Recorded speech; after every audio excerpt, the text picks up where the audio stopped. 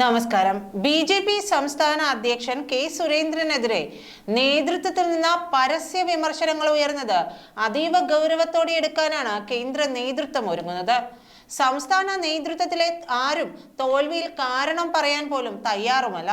സുരേന്ദ്രനോട് ചോദിക്കണമെന്ന പലരുടെയും പ്രസ്താവന തോൽവിയിലെ കൂട്ട ഉത്തരവാദിത്തത്തിൽ പങ്കില്ലെന്ന നേതാക്കളുടെ തുറന്നു പറച്ചിൽ കൂടിയായതോടെയാണിത്.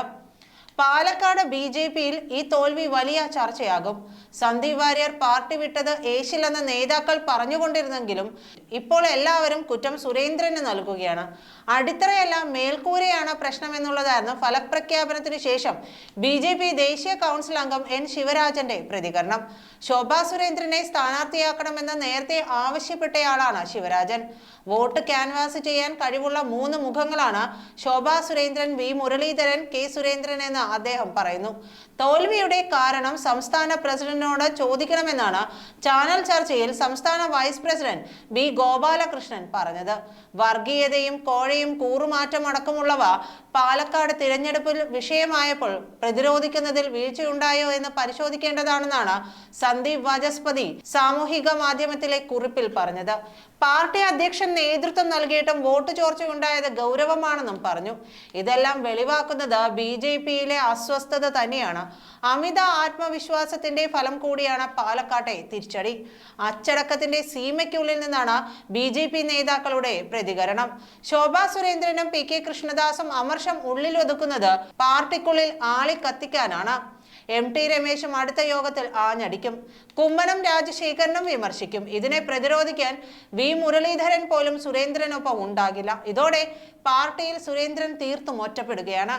കേരളത്തിലെ സാഹചര്യം കേന്ദ്ര ആഭ്യന്തരമന്ത്രി അമിത്ഷാ നിരീക്ഷിക്കുകയും ചെയ്യുന്നുണ്ട്. RSSനെ വിശ്വാസത്തിലെടുക്കുന്ന തിരുത്തൽ നടപടികൾ ഉണ്ടാകും. RSSൽ നിന്നും സംഘടനാ ജനറൽ സെക്രട്ടറിയുടെ സേവനവും ആവശ്യപ്പെടും. കേരളത്തിൽ ബി.ജെ.പിയുടെ വിജയങ്ങൾക്ക് RSS അനിവാര്യതയാണെന്നാണ് ബി.ജെ.പി. ദേശീയ നേതൃത്വം തിരിച്ചറിഞ്ഞത്. രാഹുൽ മാങ്കൂട്ടത്തിനെതിരെ ഉയർന്ന ട്രോളി ബാഗ് ആരോപണത്തിൽ CPM-നൊപ്പം പ്രതിഷേധത്തിൽ പങ്കെടുത്തത് LDF ബി.ജെ.പി. ഒത്തുകളിയാണെന്ന് ധാരണ പരത്തി. ഈ വിവാദം മാങ്കൂട്ടത്തിലിന് തുണയായി. ബിന്ദു കൃഷ്ണയുടെയും ഷാനിമോൾ ഉസ്മാന്റെയും മുറികളിലെ രാത്രി റെയ്ഡിന്റെ പാപഭാരം അങ്ങനെ ബി.ജെ.പിക്കാരിലും എത്തി. അതുകൊണ്ട് തന്നെ CPM-ലെന്ന പോലെ ബി.ജെ.പിക്കും ട്രോളി ബാഗ് ഗുണം ചെയ്തില്ല. സ്ഥാനാർത്ഥിയെ ശോഭാ സുരേന്ദ്രന്റെ പേര് ചുവരുകളിൽ വരികയും പിന്നീട് അവർ സ്ഥാനാർത്ഥിയാകാതിരുന്നതും എല്ലാം പ്രതിസന്ധിയായി. മെട്രോമാൻ ഇ ശ്രീധരനും പ്രചാരണത്തിൽ വലിയ സജീവത കാട്ടിയില്ല. കൺവെൻഷനിൽ മാത്രമായി സാന്നിധ്യം ഒതുങ്ങി. പാലക്കാട് മുന്നൊരുക്കങ്ങൾക്കെത്തിയ കുമ്മനം രാജശേഖരനെ പ്രചാരണത്തിൽ അടുപ്പിച്ചില്ല. ശോഭാ സുരേന്ദ്രനെ സ്ഥാനാർത്ഥിയാക്കണമെന്ന് കുമ്മനം പറഞ്ഞതായിരുന്നു ഇതിന് കാരണം. മത്സരിച്ച തിരഞ്ഞെടുപ്പുകളിലെല്ലാം വോട്ട് വിഹിതം കുത്തനെ ഉയർത്തിയ ശോഭാ സുരേന്ദ്രൻ സ്ഥാനാർത്ഥിയാകുമെന്നായിരുന്നു പാർട്ടിയിലെ ഒരു വിഭാഗത്തിന്റെ പ്രതീക്ഷ. കൃഷ്ണകുമാറിനെ സ്ഥാനാർത്ഥിയാക്കാനായിരുന്നു സംസ്ഥാന നേതൃത്വത്തിന് താല്പര്യം. കൃഷ്ണകുമാറിന്റെ സ്ഥാനാർത്ഥിത്വത്തെയാണ് സന്ദീപ് വാര്യർ എതിർത്തത്. ശോഭയുടെ സ്ഥാനാർത്ഥിത്വത്തോട് എതിർപ്പില്ലായിരുന്നു.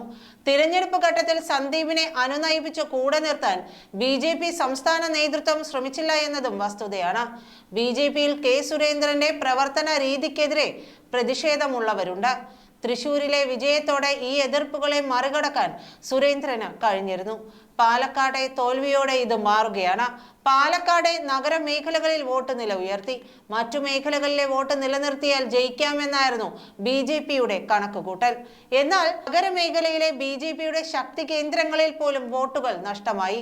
ഈ ശ്രീധരനേക്കാൾ 10,671 വോട്ടുകൾ കൃഷ്ണകുമാറിന് കുറഞ്ഞു. അനാവശ്യ വിവാദങ്ങൾ വോട്ട് ചോർച്ചയുടെ ഒരു പ്രധാന ഘടകമായി. കഴിഞ്ഞ തവണ ഈ ശ്രീധരന് വ്യക്തിപരമായി ലഭിച്ച വോട്ടുകളും പാർട്ടിക്ക് നഷ്ടമായി. അങ്ങനെ തോൽവിയുടെ പടുകുഴിയിൽ ബി.ജെ.പി. വീഴുകയായിരുന്നു. നന്ദി.